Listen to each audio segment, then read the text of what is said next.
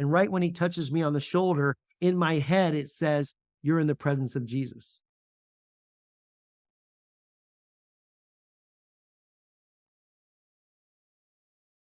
I'm freaking out. I'm freaking out. I look up again and he's gone. So 3 or 4 seconds of my life, I was in the presence of Jesus. And not just freaking out because what I just heard what's happened. I didn't know him. I didn't know him that well. Hey, everybody, welcome back to the Everyday Miracles podcast. I have a completely encouraging, inspiring testimony for you today. I've been so looking forward to having this time with my guest. My guest today is Chuck Keels. 8 years ago, Chuck was diagnosed with stage 4 terminal cancer, and he was told he only had about a month to maybe 3 months to live. It was shocking news to him. It had metastasized to 90% of his bones. And something really amazing happened. Chuck ended up having an encounter with Jesus, and Chuck was not an on-fire Christian, but something that happened in this encounter and a message that Jesus gave to him completely changed his life. So I'm thrilled for him to be here with me today to share his journey. Chuck, welcome. I'm thrilled for you inviting me on today. Thank you so much. What I like to do is let people know who I was before all this happened.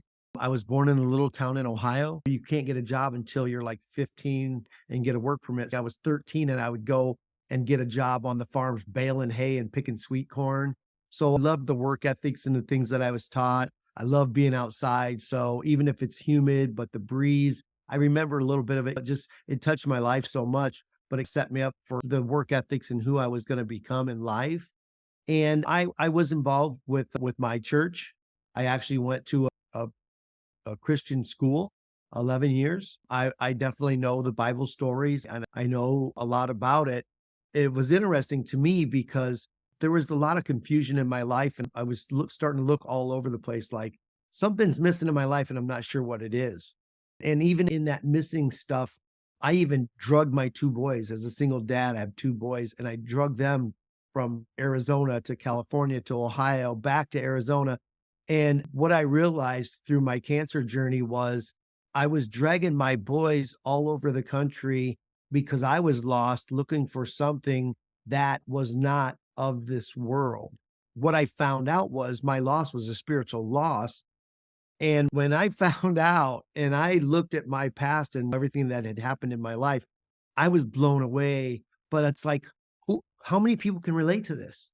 How many people are looking for something and just like everybody else, if it's a girl, alcohol, you go to all these different places and idols and money and a bigger house and a bigger truck and all these things. And you get there and none of them change that happiness level in your life. And none of them have anything to do with joy in your heart. And that's just a little bit about who I was. Definitely believed in God and believed in Jesus. But what I found out through my cancer journey was I did not have a personal relationship with Jesus. And to me now, that's everything. That's everything. So yeah, I started out from a little town in Ohio, 2 sisters, 3 brothers, big family. And in my journey back then was coming to Arizona on some business trips and seeing the blue sky and the warm weather. And after about 3 trips out, I go, why are you going back to Ohio? Why are you going back to the gloomy skies and the rain and the snow? And so I relocated here in Phoenix. It's been almost 26 years now. And just being an outside guy. I love being outside. I love hiking. I love anything to do with being outside, even if it's working in my gardening or something. I'm out there. I'm in it. So as I was out here and got married and went through a divorce and had 2 boys I was raising, I wanted something that I didn't have to listen to a boss. This is what time you show up. This is what time you leave. This is your tasks today or this week. I'm more of an entrepreneur. So I learned a lot about landscaping. I got into actually designing landscaping and swimming pools and installing this stuff. And being an Ohio boy, I thought this is a pretty cool life. But what I also knew was I liked my job and I loved being outside. I liked my job, but I didn't love my job. I loved being outside and I loved the people I dealt with. I liked the smiles on their faces when I when we installed their new yard and their swimming pool and their pergola and their walkways and their fire pits. And I loved that part of it. But I can't say I was emotionally attached to my job, but it wasn't a bad way to make a living and to have a beautiful home and take my kids on a vacation and things that I wanted to do. But I was also sold that bag of goods of when you have a big bank account, you've got it made. And when I got to the point where I had a pretty substantial bank account, nothing changed. I was the same lost dude. And I said, "This is unbelievable." And like I said, I drug my kids around the countryside looking for something that was not of this world. And it would usually end up being something to deal with landscaping because that's what I knew. I overseen amazing projects in Los Angeles, craning trees in over buildings. And it was just the working on in people's yards in the Palisades where you turn around and you're looking at the ocean and you're like, who lives this? It's so beautiful, so amazing. But I got to experience that. But when I got back to Phoenix after that journey around the country, dragging my boys, I already knew something was wrong because I know my body. I was always a healthy guy, a gym guy. And I started to feel aches and pains and I started to feel tired and I started to feel things I never felt before. And I didn't know what was going on there. So that actually got worse. I call it the male mentality of I'll be okay tomorrow. And I got up the next day and it was worse. And I even started taking aspirin, which I didn't like to do. And what happened was finally on a Friday night after the last couple of days, just being in pain carrying my briefcase into the office. Because when you're carrying your briefcase on one side, it's torquing your spine and your back. And the pain was like really getting bad. So on a Friday night after I took my boys out to eat, I went to the emergency room. So I said, I got to find out what's going on here. And I ended up in an emergency room in Gilbert, Arizona. And to say my life changed is an understatement. They start running scans and tests to find out what's going on in my body. The first thing that comes back fast these days is an x-ray because it's a computer. They run it and it's, hey, we got your x-rays back already. And I'm like, in the old days, they send them off and you get them back 3 days later, but now they get them right away. And the emergency room doctor said, this is interesting. You got 2 fractured vertebrae in your back. And I said, wait a minute, what? I've got 2 fractured vertebrae in my back. I haven't fallen and I'm still walking around with a broken back. Who does that? And she said, it's not that uncommon what we're seeing, but we've got to wait for the rest of the scans to come back to get deeper into this. And at 2:00 in the morning, my curtain gets pulled open. My ER doc comes in, shuts the curtain, pulls a chair up right next to me. And she's looking at me and she says, Chuck, I got bad news. She says, everything you're experiencing, that's going on is all cancer related. And that's the first time I heard the cancer word. That's the first time I call it the little c, because Christ is my big C, but the little c is cancer. And that's the first time I heard the little c and my head starts spinning.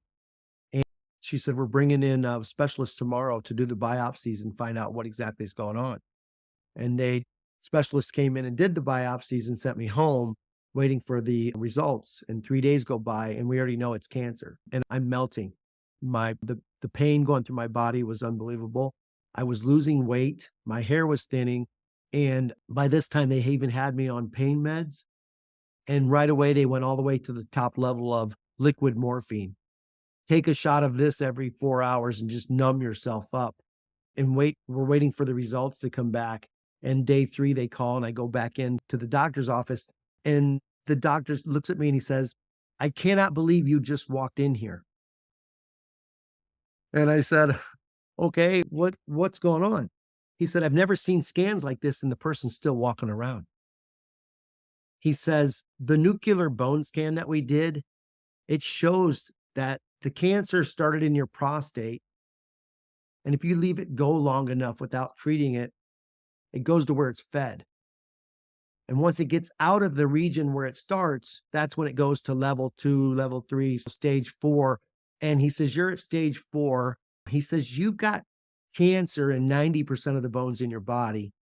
And the scans, my skeletal system, it's all black from cancer. And I'm looking at this and I'm like, how can this be? And I'm feeling the pain and I feel what's going on inside of me. And he says, Chuck, he says, I'm sorry, but this is so far along. There is nothing the medical industry can do at this time. He says, you might have 3 months to live. So your head's spinning. You prepare for everything in your life, your kids' graduations and weddings and an anniversary, and you prepare for all these things and you're ready for them. This is something that there's absolutely no way to ever prepare anybody for because no one expects they're going to hear the word cancer. So he says, just go home and be at peace with your family. I go home and I get a knock on the door that night, and it's two hospice nurses. I was placed in hospice, taken out of medical care, placed in hospice. I'm on liquid morphine. They're writing prescriptions. They wrote a prescription for a hospital bed to be downstairs in my house because I could no longer climb the stairs. My body was just breaking down. And I said to my boys, what do we do with this? And the first thought was, if you've got to get your boys back to Ohio where your family's at, you've got to get your boys there because you're melting away. And then they're going to take care of your boys once you're gone. So that week, we bought a plane ticket for 7 days later for me and my two boys to fly out. That week, we gave away everything we owned. Because think about it. Do you move all your stuff across the country if you've got 3 months to live? Oh my goodness, Chuck. And all that stuff that you work your tail off your entire life. I wanted that brown leather couch. I wanted that big screen TV. I wanted that beautiful whatever.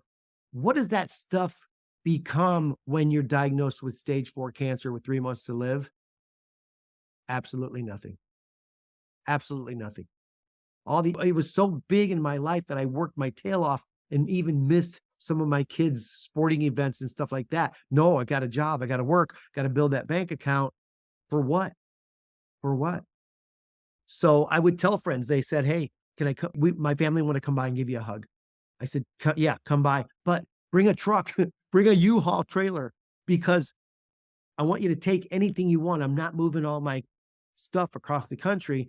And they're like, are you serious? And I go, anything here next Saturday is going on the curb and anybody can have it that wants it. I'm whittling all the way down to a suitcase full of clothes to get to Ohio. So I watched all of my stuff drive away that week, hugging people, crying, laughing. I was always the silly guy. I was always the fun guy. I made everybody smile, laugh, hugs. I was always that guy. And right now I was having a big problem finding that guy. I was in a place I couldn't believe I was at. And I didn't have strong faith. It wasn't a part of this journey. But I will tell you, I had my mom, my aunts, my friends from Ohio, my friends from California, all the places I traveled, made friends. I had a lot of people praying for me. And I loved that. And I loved that. And I think I felt it. I actually felt the energy from the prayer. I was like, I don't know what's going on here, but man, I can just feel something that's really uplifting. And so what happens is on Sunday morning, we're supposed to fly out of Phoenix Sky Harbor to Columbus, Ohio. And so we stayed at a resort right by the airport called the Hilton Tapatio Cliffs. It's right in central Phoenix. And we stay there that night. And the next morning, I get up and I head down the hall and something pops and I hit the floor. I actually hear something. I'm on the floor and I'm in excruciating pain I've never felt before in my life. I couldn't even get a good breath when your diaphragm's affected, when you try to move and breathe. I couldn't even move. So first thing was the hotel security shows up and then the fire department shows up and 8 guys get me on this. It looks like an IKEA bag and get me down some steps onto a gurney and into an ambulance. And every bump and every budge, the pain was shooting through my back and my head. And I just couldn't believe what was going on. I couldn't believe what I was feeling in my back. And the only thing I could think of was somebody stabbing me in the back with a knife and running it up to my head because I could not even budge. It was that painful. And they get me in the ambulance. The ambulance takes me to the closest hospital, which is about a mile from the resort, called John C. Lincoln Hospital in central Phoenix. And at John C. Lincoln Hospital, they start running scans and tests. And they say, okay, you just suffered a compression fracture. So your spine in two of the places that were already manipulated by the cancer and damaged completely collapsed within the nerves and everything. And so that's where the pain was coming from, was all of a sudden everything in that area was completely wrong. It was bad. It was not good. And so they're running scans and tests, and they brought in a cancer doctor. They brought in two spinal surgeons. They brought in a house doctor, and they're looking at all of my files. They're looking at all my scans and everything. And they come in my room about day 3 that I'm there, and they're like, "Okay, we're looking at this and we talked about it. We have a plan." And I said, "You have a plan? I was already in hospice. Tell me about this plan." And they said, "Well, here's the deal. We want to stop the feeding of the cancer." Okay, so that's done in the male body or with prostate cancer with something called an orchiectomy. It's a surgery that stops your testosterone production. The testosterone is flaming and feeding the cancer.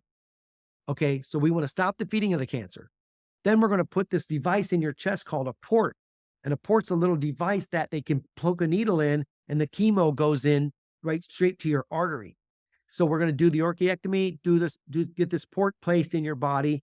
That's the 2 surgeries. Then the next day, we're going to start chemo. If we can stop the feeding of the cancer and start killing the cancer, that's your chance. And I said, "Let's go. That's the best thing I'd heard in weeks." I'm like, "Let's go. A fight's a fight, right?" Absolutely. And so the next day, they roll me down to surgery. And I go in and I remember every moment. I remember every light in the room. I remember every nurse's name. And I remember them rolling me into the surgical room and getting me ready, prepping me. And then I remember them putting the anesthesia in my IV and knocking me out. The next thing I know, it's 2 hours later. I'm in the recovery room. I'm waking up. The nurses come over, bring me water. "Hey, your family's upstairs waiting for you. It's just going to be a few minutes. Once you wake up, we're going to send you upstairs." Then the 2 docs come over separately and talk to me. "How you doing?" "I'm doing good. The surgeries went perfectly. We want to follow up with you once you leave the hospital." And I said, "Sounds good to me." And I'm laying there waiting to go upstairs and see my kids. I'm watching all these curtains down the way because it's an older hospital, a long recovery room.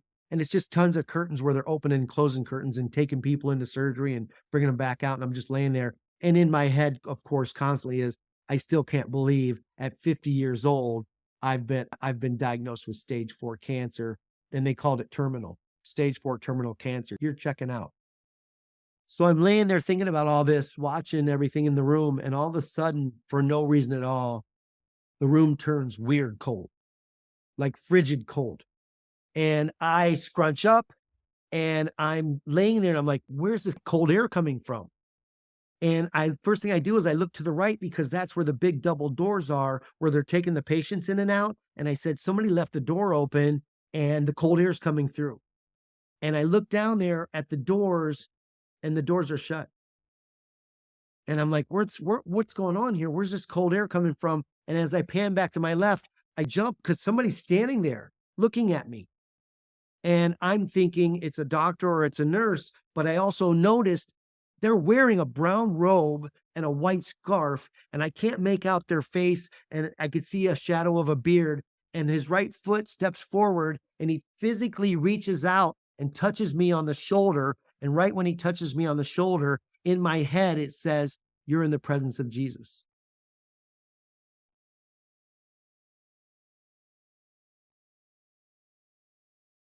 I'm freaking out. I'm freaking out. I look up again and he's gone. So 3 or 4 seconds of my life, according to what I just heard in my head, I was in the presence of Jesus. And not just freaking out because what I just heard and what's happened, I didn't know him. I didn't know him that well. I knew of him. I didn't know him, right? And me being that landscape designer, Mr. Problem Solver, nothing, when something enters, it doesn't leave. It's like, how do you fix this? What's going on here? What's going on here? And the same thing just happened with this experience. My head starts spinning. What was this? And why me? Why me? This confused guy about life, lost in some areas, still fun guy, smiles and hugs people. But why me? And what happens is they roll me up to my room and the nurses come in, and there's two nurses and they've the little white paper cups, and they're like, it's time for your meds.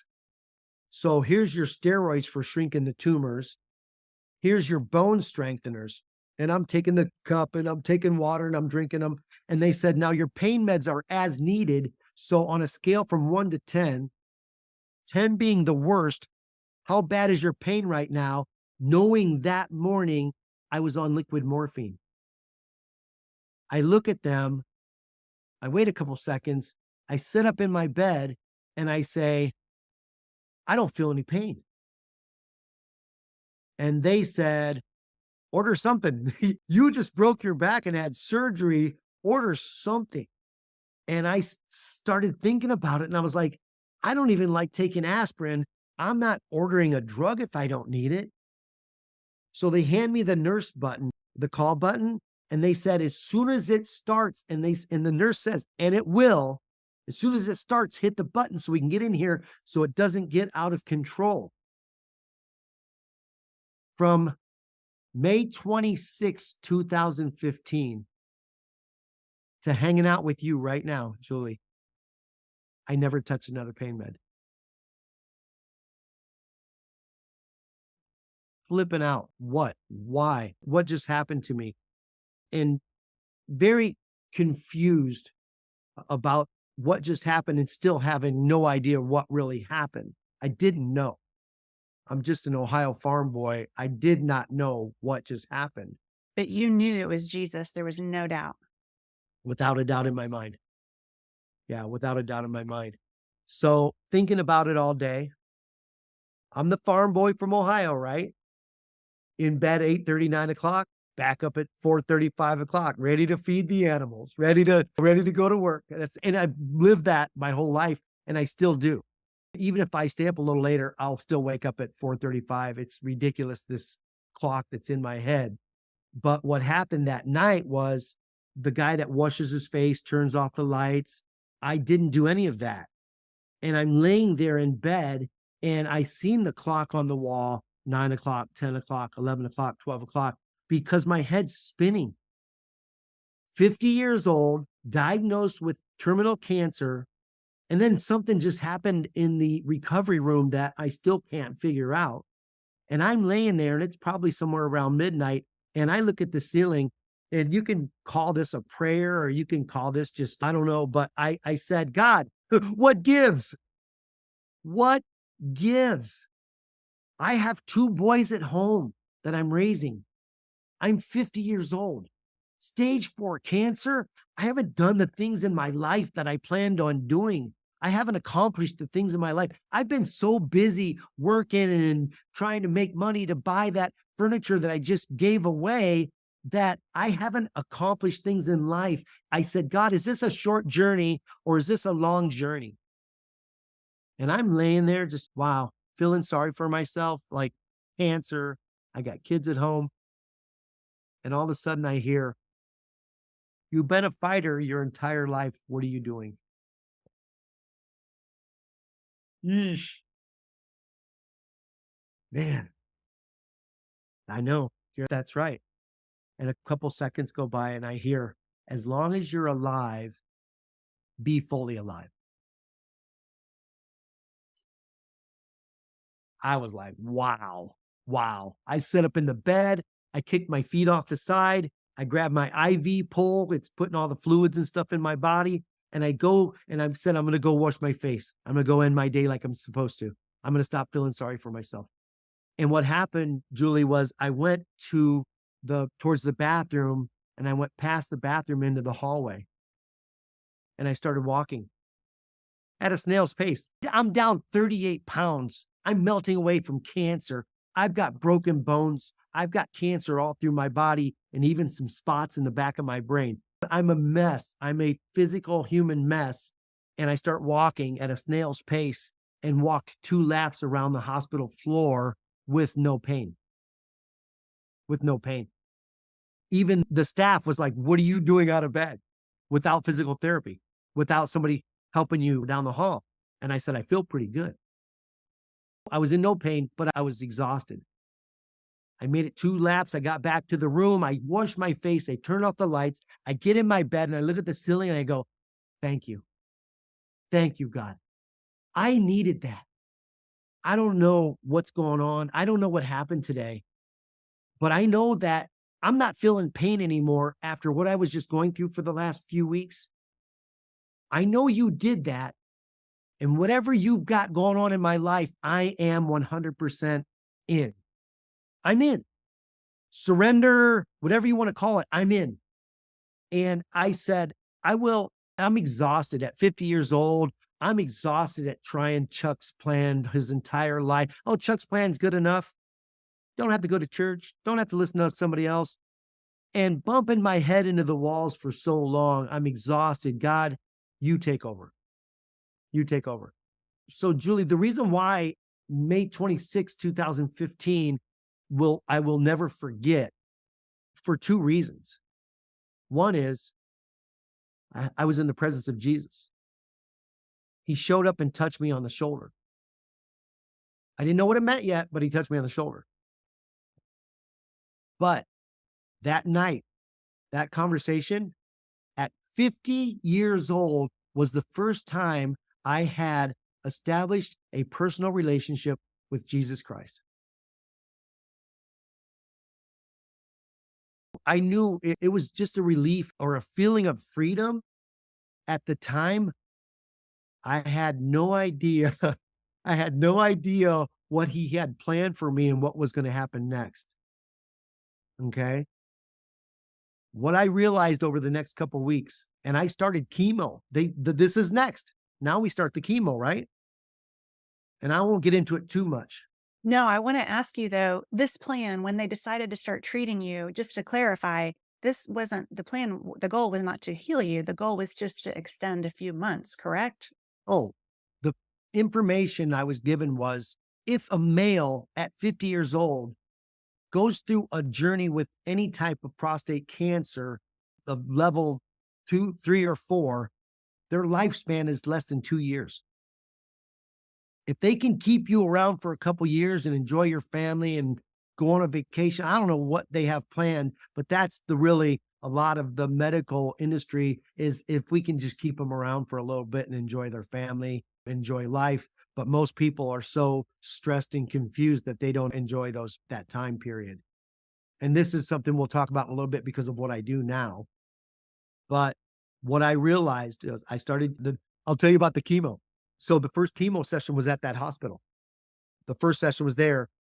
The next ones were going to be out of there because I went to the Mayo Clinic for 3 weeks to rehab me back into society. And they're still freaking out because you don't go from stage 4 cancer, broken bones in your body, into the hospital with broken bones and your spinal collapse, and then go back home. Most people don't make it back home. They go to a facility, and a lot of times it's a hospice center, and they don't make it back home. And I'm like, I miss cooking dinner for my boys. I miss taking my kids to sports. I miss these things. And my family and people around me are like, dude, you've lost your mind. You don't go from what you're doing back home. And I was at John C. Lincoln for 10 days. And in those 10 days in my head, I already said, I'm going to make it through this. The mindset changed already. I'm making it through this. I wasn't even in doubt. But I'll tell you what happened with the chemo, the first session. You sign all the paperwork, you're going to get chemo. You sign all the paperwork. Okay. Then the 2 nurses come in. They come walking in my room and I look up and I can't believe what I'm looking at.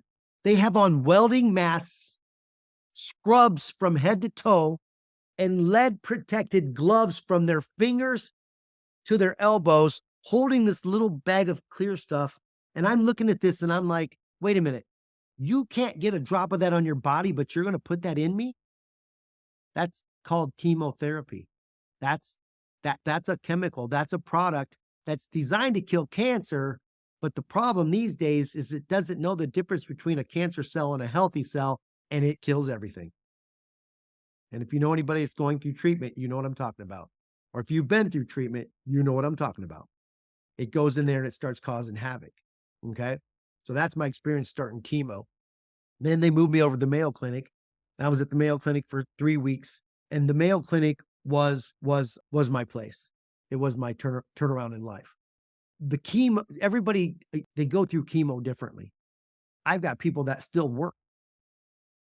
I wasn't that guy. I would get chemo and I stood up and I made it 5 steps to my doorway and I barely made it back to my bed and laid down and slept for 5 hours. Chemo kicked my butt. The chemicals in my body were just beating me up.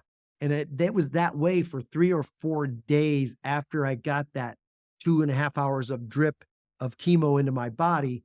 And then by day 4, I started feeling better. And day 5, I started walking again. And day 6, I felt better. And it felt pretty good just in about time that they came back. It was ready for the next session. But on my good days, on my days that I could get up. So I was at the Mayo Clinic in Scottsdale. And if you Google Earth Mayo Clinic in Scottsdale, you'll see that there's nothing around it. It's in the desert up there. Okay. But I love desert. I'm an outside guy, right? So what I would do was keep my shoes by my bed in the morning, wake up, and I would sit up, and I didn't have an IV or anything at this time. I just put my shoes on, go down the hall, out the door and into the desert. And not real far, but I love to hike. I love to be out there. I love the smell of the dirt. And what I really loved was looking at the McDowell mountain range right there and watching the sun come up. And it was May. It was when there's a few clouds and it was like moisture going through and it was crazy beautiful. And what happened was the first thing I wanted to see if I could still move my body. So I started doing all these movements and exercises just to see a guy with a broken back, what I could do.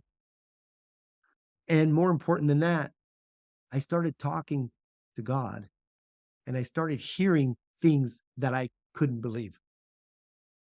I couldn't believe.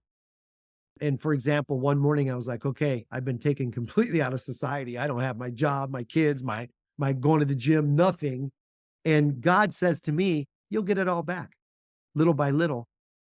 But I want you to start focusing on what you're truly passionate about. I'm walking. Did I just hear that? I'm like, what is going on here?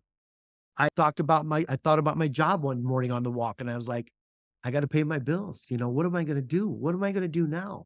I'm going through chemo. I've got cancer. I'm running out of money. My sister started a GoFundMe and that's not going to last forever. What's going on? And I'm not kidding. I heard in my head, you're already rich. And I was like, hey, I got kids and houses and haircuts and clothes and all the stuff. And God says, you're already rich. He says, take the money off the table. He says, there's very wealthy people in this world that are so unhappy they take their own lives. This is the kind of stuff I'm getting downloaded while I'm walking in the desert outside of Mayo between chemo treatment. And so, as you can imagine, it was an amazing life-changing experience. And the biggest life change was the fact that now I'm walking the same walk, but with Jesus as my best friend. And so I went from hardworking landscape designer to back home. I got to pay the bills, started designing some landscaping and pools. I even started working for some other companies just to be like, I'll design it. And they paid me the sales commission on it. So I did 6 months of chemo. Through the chemo, I was getting better. I was already better. I was at the park walking. 1 lap is a mile. But I'm looking and it's a big, deep park with soccer fields in the bottom. And I'm thinking, I can't take off and run like I used to, but I think I could run to the top of the hill and walk back to the bottom. This is while I'm going through chemo. And the first day I did 2. By the end of the week, I was doing 8. And daily, I was doing 12 to 14 hills, run to the top, walk to the bottom, daily, while going through chemo. I was getting in my swimming pool and I was stretching the body at first just to see if I could move. And I said, I think I could swim to the other end and back. And it wasn't freestyle where you're torquing your spine. It was just breaststroke, but I think I could swim I swam to the end and back that first day. By the end of that week, I was doing a few laps. And within 3-4 weeks, I was doing 20 to 30 laps a day. And I still swim a half a mile to a mile a day now. So I was doing this stuff through chemo and I was feeling like a champ. I was like, I feel good. I even went to the gym, even though my muscle melted off of me. And I was so weak. I used to go in there and put the pin under the entire plate and just go at it. And I was putting the pin under the first plate and it wasn't thinking about how strong I am to be at the gym. I'm there. I'm alive and I'm there. So I'm just putting this all together to circle back and talk about what your question was. When I was touched on the shoulder, I realized over the next couple weeks, I was healed of terminal cancer in every broken bone in my body. I didn't know it yet. I didn't know it at first. I didn't even talk about it in my book. I wrote the book about the miracle. So 6 months of chemo, 3 months into the chemo, what do? The first round of scans. Let's see if is it helping? Is it working? Is the cancer spreading? Is it staying the same? So they do my first round of scans and I go in to see my doctor who I seen 2 days ago. I still see her. She's an amazing oncologist. She's not you're another number here. Let's get into your file and let's figure out the cancer, the behavior of your cancer, the treatment. Let's get into a little bit of everything. And I go in to see her on month 3 and they just did a scan and I walk in and she's smiling from ear to ear. And I said, "Hey, Dr. Ahmad, why are you smiling so big?" And she says, "I couldn't wait to see you today." She said, "I've studied cancer all over the world." She's from Pakistan. "I've studied cancer all over the world. I have never seen anything like this before in my life." She said, "Your journey's not of medicine. It's miraculous. Your scans are almost like a normal, healthy guy." And your bones? At the end of the 6 months of the chemo, they couldn't find any cancer in my body through all the scans. But they said, I was razzing her a little bit. I was like, "I'm going to go do a mud run." And she, "No, you're not. You just had metastasized bone all through your body and you're fragile now. Your life has changed, but we're sending you down for another nuclear bone scan to see what your density and all that is, because maybe you can do something. We'll know what you can do and what you can't do." And I go to this place called the Core Institute. I meet with a bone cancer specialist and her assistant. They do my bone scans. I'm sitting behind them in their office and they're looking at my bones on a computer screen and they're talking back and forth. And pretty soon the doc looks back and she says, "Can you see the screen?" And I said, "Yeah, but I'm not a doctor. It looks like a skeleton, right?" Yeah. And she says, "Scoot up closer. I'm going to show you something." So she starts zooming in on the problem areas, the lower spine, the pelvis, the places that were affected the fastest and the most, and where it was all black and cancer when the first scans came out. She zoomed in on stuff and she looked at me and she goes, "If I didn't know you and I hadn't seen your previous scans, I would think you're a liar because your bones are perfectly clean." Get out. What?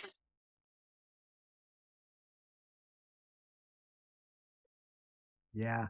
I don't know, Julie, I don't know if you can see this, but this is just everybody carries their cell phone these days. And I always captured stuff just to have it on my phone and stuff, never thinking that I would just be sharing this and showing this.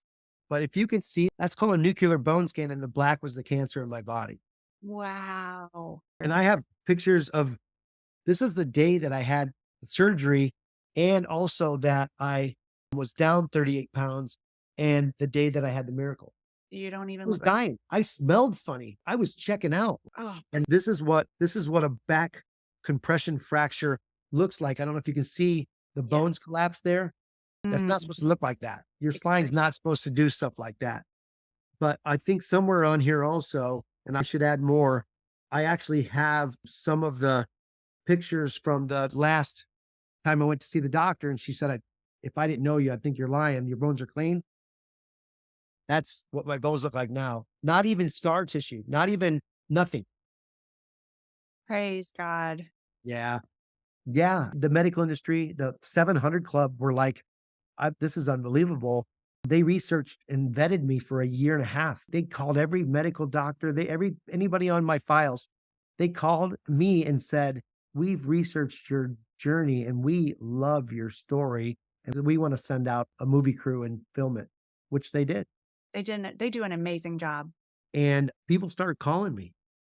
And a lot of people on social media were just like following my story now. And how are you doing? And what's going on here? And then there are the ones that are like, hey, I was diagnosed. What do you do for this?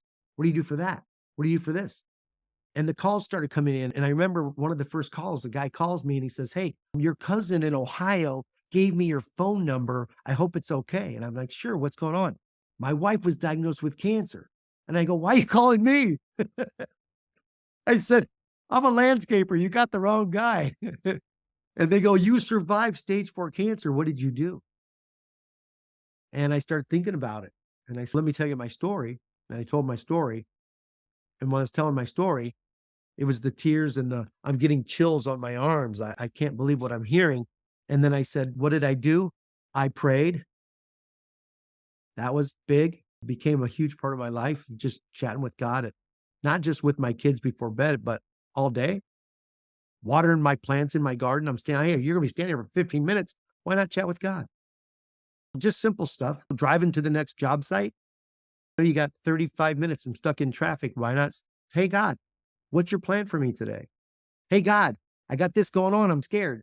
Can I get some help over here? Just chatting. And what happened, I started talking about prayer.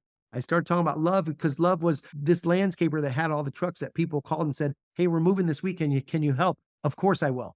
I was always the guy that helped everybody else. And I never accepted help coming back in. And when people started showing up at my door with food, they cooked dinner for me and my kids because I went through chemo. And I opened the door and I go, you made us dinner? Oh my gosh, I love this. And I remember the feeling and I know it's healing. So love means of letting other people into your life. And the moms are the hardest. You know, they take care of their kids, they take care of their husband. They're not used to, okay. And you know how you hear this all the time. What can I do for you? What can I do for you? Oh, nothing. Oh, nothing. I'm fine. I'm fine. I coach people, never say no. You're not allowed to say no anymore. When someone says, what can I do for you? Okay, what do you do? Can I come over and help you clean your house? Yeah, that would be cool. Can I cook your guys a meal? Yes. The yeses, and the cool thing about the yeses, it's really not for me. What I found out was when that person shows up and they're helping and they're holding me and hugging me and smiling, the blessing that they're giving back to me, it's healing, guys. It's healing. Prayer, love, juicing. Give your body some nutrition so it can do what it's supposed to do. God gave us this incredible immune system to fight all these things off. Let's fuel it. Let's give it what it needs. And if you're dealing with cancer and treatment and stress and worry about cancer and treatment, you need fuel in your body besides just regular food. And I don't get into the whole diet thing because I'm dealing with thousands of cancer patients around the world now, but I can talk about juicing. So that's what I've done. I've made it Ohio boy. Anybody can understand it. Get a juicer. This is what you're going to juice. As weird as this sounds, the stuff I put in my juice was downloaded to me from God. I was like, what do I juice? Beets, celery, carrots, ginger, Italian parsley. That's what I still use every day. I still juice every other day. Me and my boys, we love it. It's in the refrigerator right now. And people are like, why do you do that? And I go, I don't know. And when we started looking into the ingredients and what Italian parsley does in the body, it was like, whoa. So now if you go on my website, getupandlive.org, under the lifestyle section is the juicing and stuff in there. It says superhuman juice. It makes you like superhuman, right? Prayer, love, juicing. I love my frankincense oil. I didn't know anything about it. A friend was telling me about it. I read some medical articles and it helps strengthen the cells in the body and it helps detox and get stuff out of your body that you don't need in there. So I added that to one of the things I told people that were calling me about cancer. So now we got prayer, love, juicing, essential oils, frankincense, and move the body. Keep moving. Get off that couch. Get out of that bed. We call it get up and live. We've got it tattooed on our bodies. We say get up and live all day long because get up and live became not just the physical and the mental, but even can we get up and live spiritually? This is what I coach every day, and I watch it change people's lives. I watch it change people's lives. And so a lot of people say, so what are you doing now? Well, all these calls were coming in and I was volunteering for anybody that mentioned cancer. And people around me were like, you need to think about starting your own foundation. And in this journey, I know we didn't really plan on talking much about this stuff, Julie, but in my journey, as I'm coaching people, My cousin introduces me to a beautiful young lady named Hannah. And Hannah has stage 4 breast cancer, triple negative, one of the biggest monsters. When it gets to triple negative, no, it's no longer hormone controlled. So they're trying all kinds of different treatments to slow this stuff down. And this girl's going through cancer and has all these other things that happened in her life, very troublesome, very strong things. And she's got a smile on her face. And I said, "Hey, I got to ask you, we're having coffee talking about cancer, and she wanted help. I had just published my first book about just my miracle. I didn't know what was going to happen next. I just knew that God had a plan for me, and I don't know what it was going to be, but I had a miracle and I needed to write a book about it. I did that and published it. And so part of our conversation was like about Hannah taking all these really tough things and writing a book about it. And so that was part of the conversation. And we're having these little coffee chats and stuff. And one of the days we're sitting there talking, and I just went through a double mastectomy. I have stage 4 cancer. Who's going to want to date me now? And here's Chuck sitting over there across the table. I really hope I'm on that list because she's so beautiful, physically, and inside and out. Beautiful. And what I'll tell you about her is I asked her, I said, you've been through all these things. You're writing a book about, listen to this, a move across the country with her 4 boys and her husband at the time. So you go to a new place from Pennsylvania to Arizona where you don't know nobody. New jobs, new neighbors, new churches, new everything, okay? Huge change in your life. A few months after they got here, they had a couple cocktails hanging out for dinner one night, and her husband said, I got to tell you something. I've been cheating on you for 6 years. Devastating. Devastating. She said, let's fix it. He said, no, I don't want to fix it. I want out. Move across the country, an unexpected divorce. She cried for 3 months and found a lump in her breast. A cancer diagnosis. She had to walk away from her job as an OR nurse because she was too tired from her treatment. And her best friend that she met a couple years earlier here in Phoenix, one of her first friends that she met here in Phoenix and was very close with and was a mentor to, committed suicide. So all of this traumatic things, right? I'm sitting there talking to her and she's got a smile and she's found her smile. And I said, I don't know how you do it. How do you do it? And she says, every time I hit rock bottom, I got closer to Jesus. And I was like, wow. And so I asked her out and she said, I'll go out with you in one condition. You understand right now that you're number 2 in my life. Jesus is number 1. If this goes any further, you're always going to be number 2 in my life. And I looked right at her and I said, where have you been my entire life? So me and Hannah date, get engaged, got married.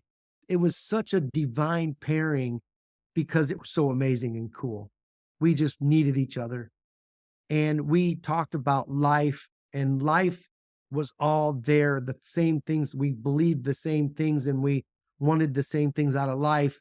And that foundation was there. And then all the other stuff of both of us being married in the past and all the turmoil and all the struggles that we have, none of those would ever be a game changer. We would talk about them and always go to bed happy with a smile on our face. We would always talk our way through things. And you know how it is. We argued about how I run the vacuum. That's not how you do it. And I was like, this is the best way to do it. I've been doing it for years. Silly stuff. And I stopped. I go, look at us. I'm not going to let the devil ruin our day. I'm not going to let the devil into this beautiful relationship. And it was a beautiful relationship. We started Living Hope Cancer Foundation together. Every bit of it we prayed through. We launched it in February 20th of 2020. And nothing really changed. It was to love on cancer people, navigation, guidance.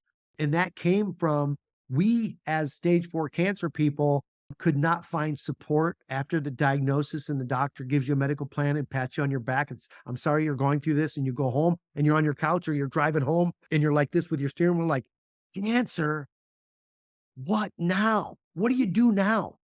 We couldn't find that support and that navigation and that guidance. We looked everywhere. So we became it. We became it. We started coaching people, positive mindset through their cancer journey. And little did we know, we touched on a niche that was not out there. In less than 2 years, the Cancer Foundation was getting worldwide reach. Worldwide. We get calls every day from all over the world. Cancer diagnosis. I love my one-on-ones. Life got really busy, as you can tell. So my board of directors actually had us like put a digital library on our website, 40 videos about any type of cancer. Hannah did 16 more about breast cancer. It's called the Cancer Roadmap Project. It's all free. And if you go to getupandlive.org, getupandlive.org, it's all of our stuff on there. And it's like our media. We've been on the TV and the news all over the country.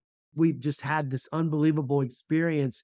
And when I say I went through cancer and I knew that I was miraculously healed of terminal cancer and broken bones in my body, but I didn't know what was next. I'm living it out. I still am right now. And what's next was blessings that I could never believe. Getting married, girl walking into my life, and I'm like, you had this plan for me, God? Thank you. This is so amazing. A foundation where we can help other people. Thank you. It's really hard because it's cancer, really tough. I had to go to my own every 6 months treatment or checkup 2 days ago. I'm still going. They won't let me off the hook. And I go in there and my blood test is better than my doctor's. And so it's just so amazing. But the thing is, we wanted to create a platform that would help people at the hardest time of their life, the most confusing time. Them or somebody they love was diagnosed with any type of cancer. I don't care if it's only stage 1 and treatment or a surgery and it's gone. We don't care. Mentally, when you hear the word cancer, it changes everything. Yeah. And we became the foundation that wants to be in your life. And there's a lot of beautiful foundations that do amazing things. They'll send you bags and things that make you makeup and bras and wigs and clean your house and cook you meals. And I love all of those organizations. But when they walk away from cleaning your house or bringing you a meal, you're still that person there confused about what do you do now? And that's where we come in. That's where we come in. We want to be in your life. And I've made some amazing friends all over the country. I would probably say I'm doing speaking events now all over the country at churches, businesses, and schools. And most of it's based on a family that I've dealt with helping their loved one go through cancer. And they're like, you got to come and tell our business. You got to come and tell our church. And it's pretty interesting because we did a cool event last year to get awareness to the foundation because it was growing. And I said, more people need to know about us. But even as big as that, I wanted to inspire people to get up and live, even in tough times in their life. And could this young man at 58 years old now and went through stage 4 cancer, could I still do some of the things I love to do? And to find that out, I rode a bicycle from San Diego to St. Augustine, Florida. Oh 3,000 miles, 50 miles a day for 75 days with my beautiful wife and my dog in an RV behind us. wow. And like I said, I thought it was, can this young man do this after his body's been just melted off of him and at 58 years old? And we started this event, and 2, 3, 4 days into the event, we realized it wasn't about me at all. It was about who God was going to put in our path that day. The God story that happened over those 3 months, a once in a lifetime experience. I'll probably never do anything crazy like that again. But the people's hearts that we touched, but the people telling us their story, touching ours. The God stories were just absolutely phenomenal. We finished it. We started it on March 28th. We finished it on June 10th, riding onto the beach in St. Augustine with 4 news crews around us with cameras, buzzing like bees, friends and stuff that made it out there, 15, 20 people. And it was just a big, huge celebration. And it was beautiful. And we had even showered and went to dinner with a bunch of them that night, had a beautiful dinner with a bunch of people that we love and that love us, and couldn't believe what this goofy guy just did. And that night we go to this beautiful bed and breakfast in St. Augustine, Florida, that was built in 1791. We walk into it and you could smell the wood floors and the banisters And we're in Arizona now, and I'm an Ohio boy. You can tell you're back on the East Coast because there's not stuff like that out here. It was the smell in the room and stuff. And we had this really cute little bed and breakfast. And at about 1 a.m, Hannah wakes me up and she says, I have a throbbing migraine headache. And we're like, uh-oh. And that means keep the blinds closed, get out of the room, give her some time to rest, coming back in, checking on her, walking my dog around St. Augustine. I'm seeing all the beautiful old sites and meeting people and telling my story. And I just got done riding a bike across the country and people are like, what is wrong with you? That's crazy. And what happened was we went over to some friend's house in Celebration, which is right outside of Orlando. And the plan was for her to fly to Phoenix and get a chemo treatment and then fly back. And then us drive the RV back. And we had speaking events planned on the way back because people wanted us to come and speak to their groups about this journey. And what happened was Hannah woke me up and she says, there's no way I can get up in the morning and fly in a plane with my head the way it feels. And I said, okay, get in the car. We're going over to the hospital here. So we went to the Celebration Hospital. She was there for 8 days because they're testing everything now. They want to test everything, biopsies, everything. And we were hoping maybe they would come up with something new and modern that they had there. And they really didn't. So we just said, let's get her back to Phoenix to our doctors here. So we flew her back. Me and my son drove the RV back. And they said that the testing showed 3 little tumors on her brain of new cancer growth. And at this point, we want to do a full brain radiation because it'll kill everything and it's a reset. And we looked at each other and said, all right, if that's what you do, that's what you do. And so she gets this full brain radiation. And within just a few days, maybe a week, things start to change. And just like the chemo products, the radiation products are the same. Some bodies or somebody can handle it and some people can't. Their body can't handle it. Hannah's couldn't.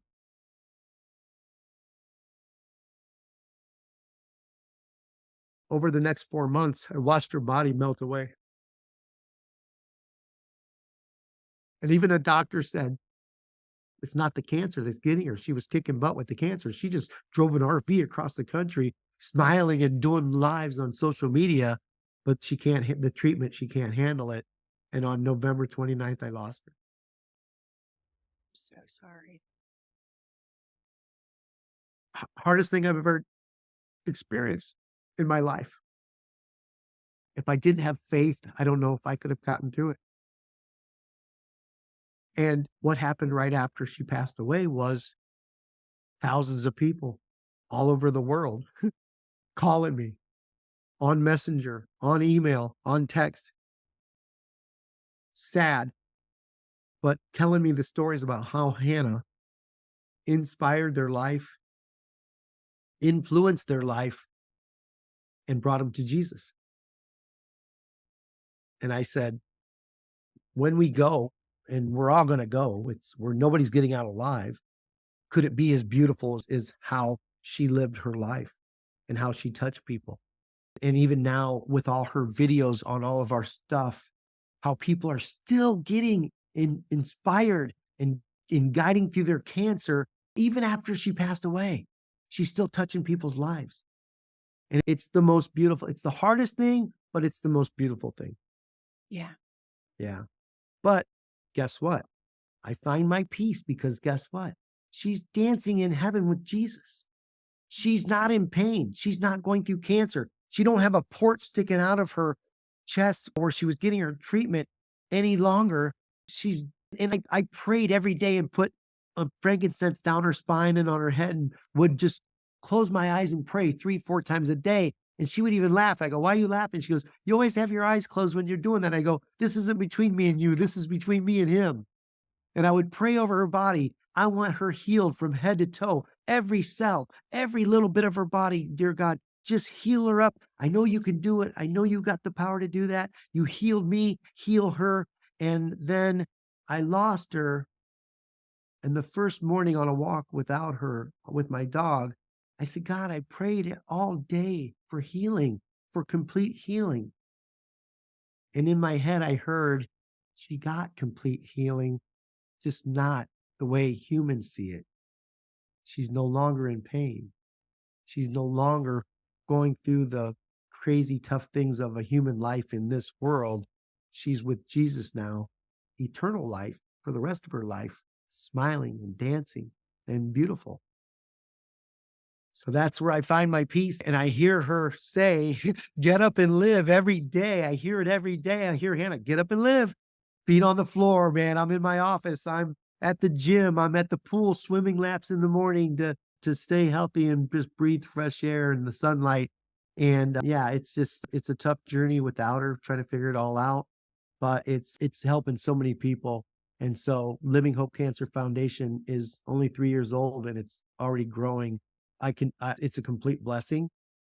And like I said, in this journey of me speaking, me and Hannah had been planning on getting a camper van because we flew all over the country and the long flights and bad hotel beds and all this stuff. And about a month ago, I wrote a check for a camper van Wonderful. and I cried like a baby. Hannah was supposed to be standing there next to me. That was the plan. Yeah. And I wrote the check for the camper van. And in the next couple of weeks, I ripped it apart. I didn't like that really fancy stuff inside with the window curtains and covers and all that stuff. I ripped it apart. I pulled the drawers and the doors off and I painted them all fun moss green. I put them all back in and I hippied it up a little bit. I'm an outside guy, but I really made it with pictures of me and Hannah. A beautiful print that Vanessa did of Jesus in the van. And I've got one more trip where I fly to Nashville next month for a week of just amazing events and speaking and people and the stuff God's going to put in my path that I don't even know about right now that I always get excited about because I know it's going to be phenomenal. I've got one more flight. And then after that, I've got an event here in Old Town Scottsdale where we're actually displaying some of Hannah's artwork. And we're going to have a benefit for Living Hope Cancer Foundation. And then after that, it's me and my dog and my coffee maker and my camper van. I love it. Well, let me know if you ever come to Charlotte. You have to let me know. No, I'm coming to Charlotte. I've got Hannah's sisters in Charlotte. What? I've got family there. We are going to plan a backyard barbecue and I will tell my testimony and I will hug people. And yeah, I will definitely come and see you. I'm excited. Awesome. And I want you to talk about your books, but I have another question before we get there. I've really enjoyed reading Hannah's pieces of your book. There's Get Up and Live, and there's a couple books I want you to highlight. Okay. So I think it's funny also to have landscaper and published author in the same sentence. You're a very talented guy. No, this is what happens when Jesus comes into your life. Everything changes, right? I wrote my first book called Hi, I'm Chuck, and it's about my miracle. And then I met Hannah and she was like, I've got all this information. I think I should write a book. And she wrote a book called Faith Like Skin. And Faith Like Skin is all those hard things I was talking about and how God helped her through it. And her friend that took her own life, her friend that committed suicide, they were on the phone one day and she's, Hannah, I wish I could be like you. I wish I could have faith like skin. You just show it. The glow, everything. Hannah loved when she said that, and that became the name of her book. After Hannah passed away, I got a tattoo.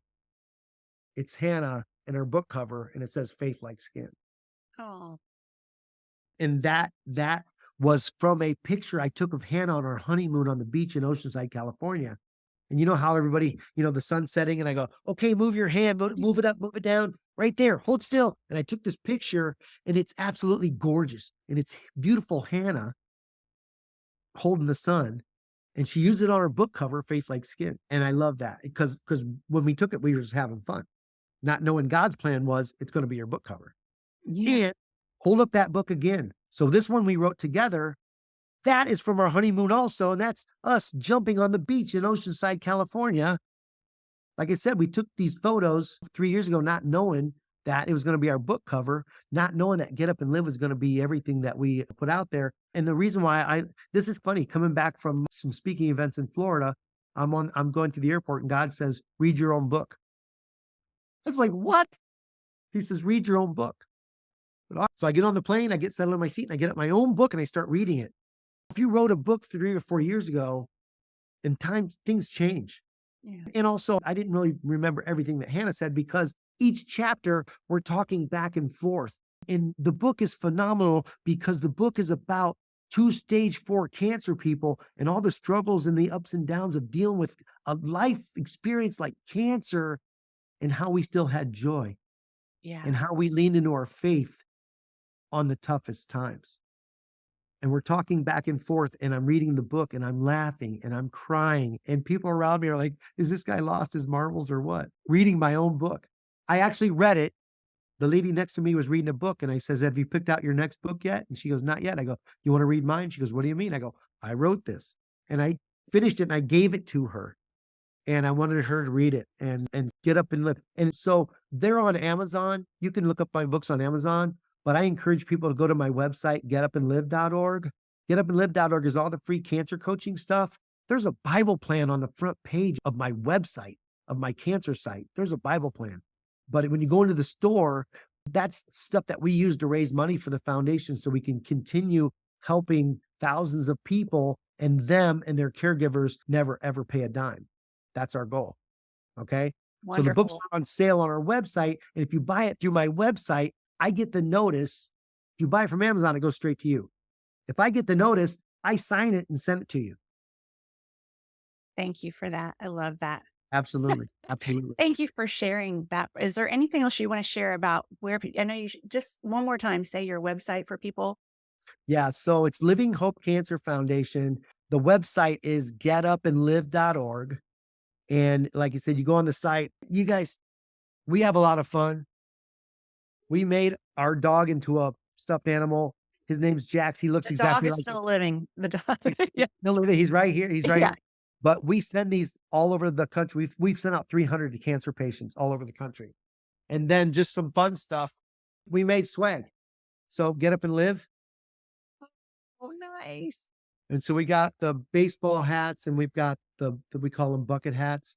Yeah. And all this stuff is on the site, and 100% of the profit goes to the foundation to help more cancer people.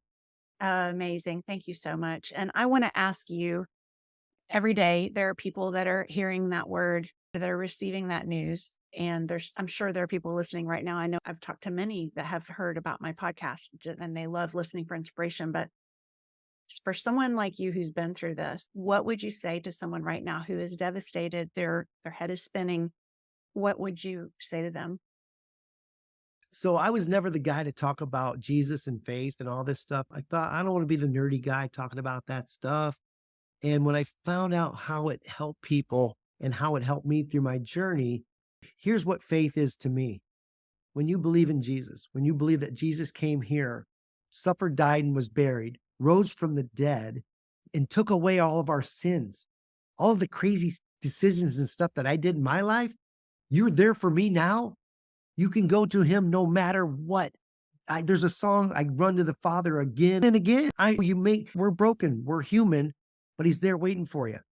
And what I found out was my faith was what allowed me to say, you know what? I'm the guy riding around in my truck with my white knuckles, trying to control everything, my kids, my job, my relationships. And guess what?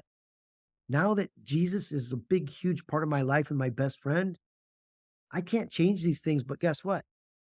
How about if I give them all to you? I give them all to you. And when that happens, you guys, the stress, the worry, they always say, change the things you can and give the rest to God. It is so true. I lost my wife to cancer. I have kids. I have bills. I have every human thing just like you guys do. But the joy that I have in my heart now from walking with Jesus is absolutely incredible. And I want you to feel like I feel.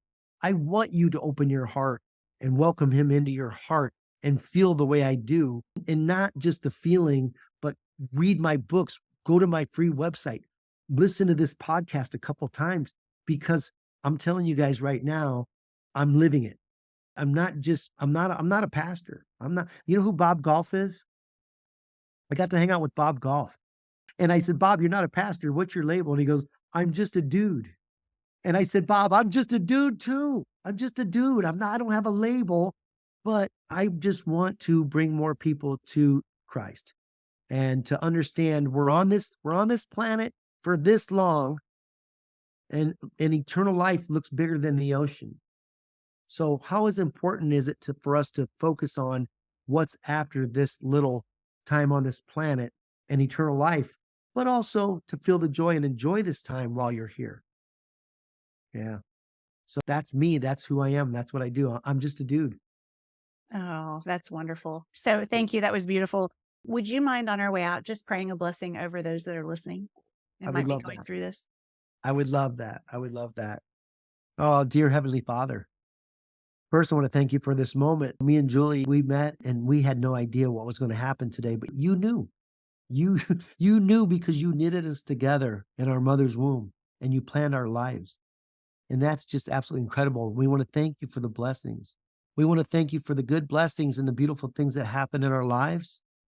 But how about God if we thank you for the tough things and the challenges you put in our life for the specific reasons that we're growing through them? We're getting stronger. We're getting better.